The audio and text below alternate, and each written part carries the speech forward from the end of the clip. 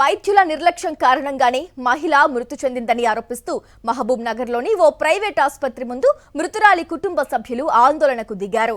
3 రోజుల క్రితం కోడూరుకు చెందిన లలిత అనారోగ్యంతో శ్రీ ఆసుపత్రిలో చేరింది.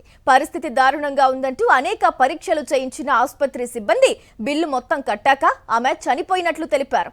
దీంతో వైద్యుల నిర్లక్ష్యం కారణంగానే ఆమె మృతి చెందినట్లు బంధువులు ఆరోపిస్తూ హాస్పిటల్ ముందు నిరసనకు దిగారు.